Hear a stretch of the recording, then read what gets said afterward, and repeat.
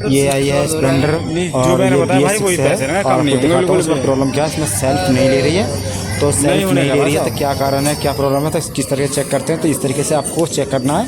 तो यहाँ पे हमने लीड लगा के चेक कर रहे हैं। 150 दे दिए लोकल देखते हैं बटन दबा के सप्लाई आती है नहीं आती है। सेल्फ मारी है। तो यहाँ दबा के सप्लाई आ रही है। तो इसकी जो प्रॉब्लम है वो सेल्फ में है। और सेल्फ की कंडीशन क्या है ये खोल के दिखाते हैं। पर इसका जो मैग्नेट कवर है हम पूरा खोल के चेक करते हैं सेल्फ को।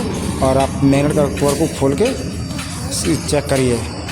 और जो भी दिक्कत होगी बिल्कुल आपको दिखाएंगे। हमको सेल्फ बाहर निकालने, क्योंकि BS6 है, क्योंकि ऑयल लीक होने का टेंशन रहती है इसमें जब से ज़्यादा, क्योंकि हर कोई खोलता नहीं है। तो इसके इधर से हम तीनों बोल्ट खोल लेते हैं सेल्फ के। और खोलने के हम बाहर इसे निकाल लेते हैं।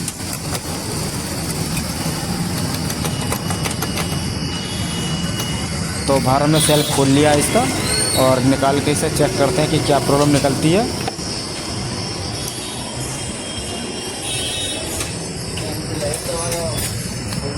तो इसे हम ओपन करा है तो इसके जो कार्बन है वो ख़त्म है बिल्कुल।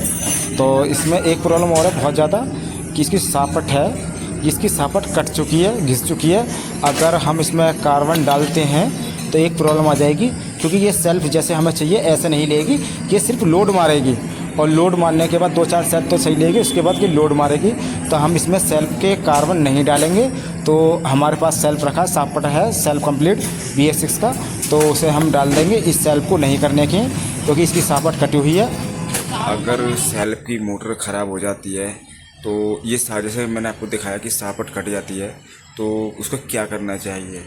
तो आप एक काम कर सकते हो उसमें, जैसे कि आप अगर सापट पे थोड़ा बहुत कट के निशान आ रहे हैं और उसमें किसी खैरात वाले पर जाकर आप उसको बिल्कुल एकसार करवा सकते हो। और एकसार होने के बाद उसे आप कार्बन डाल के या उसे रिपेयरिंग करके बिल्कुल अच्छे तरीके से यूज़ कर सकते हो। या तो आपके पास कोई सापट पड़ी हो या कोई शेल्फ पड़ा हो, तो इस तरीके से आप उसे चेंज कर सकते हो, क्योंकि चेंज करने के बाद ही सेल्फ चलेगा। वरना आप कटे हुए सेल्फ में या उसमें अगर वो डालते हो, कार्बन डालते हो, तो उसमें BS6 गाड़ी में कामयाब नहीं होता। क्योंकि इसमें होता क्या है कि जैसे कि आपने कार्बन डाला और BS6 बाइक में, तो उसमें लोड मारेगा आपका, तो सेल्फ कामयाब नहीं होगा। जितना आपका टाइम लगा है इसमें, जैसे कि आपने उसमें डाला कार्बन में और सापट कट रही है, कार्बन डाल दिए, तो उससे आपका सेल्फ नहीं लेगी, तो लोड मार के आपका सेल्फ लेगी। तो इसीलिए मैं आपसे कहना चाहता हूँ कि अगर आप कार्बन डाल सेल्फ खोलें BS6 गाड़ी का, तो आप CT 100 या प्लेटिना का सेल्फ खोल रहे हैं, तो अगर उस पर कालोच जम रही है सापट के ऊपर, तो आप उसमें कामयाब नहीं करें, वरना सेल्फ आपका कामयाब नहीं होगा। तो उसके लिए आपको कार्बन ना डालने चाहिए उसमें।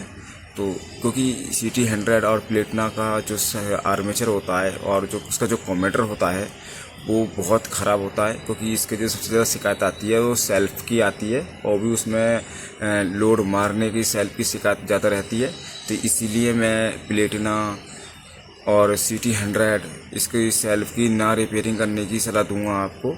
क्योंकि करना है तो उसे आपको सापट को अच्छी तरीके से फ्रेश चिकनी करनी पड़ेगी, इसलिए अच्छी तरह से खांचे बनाने पड़ेंगे। और खांचे बनाने के बाद उसमें आपको कार्बन डालें, आप ओरिजिनल कार्बन डालें।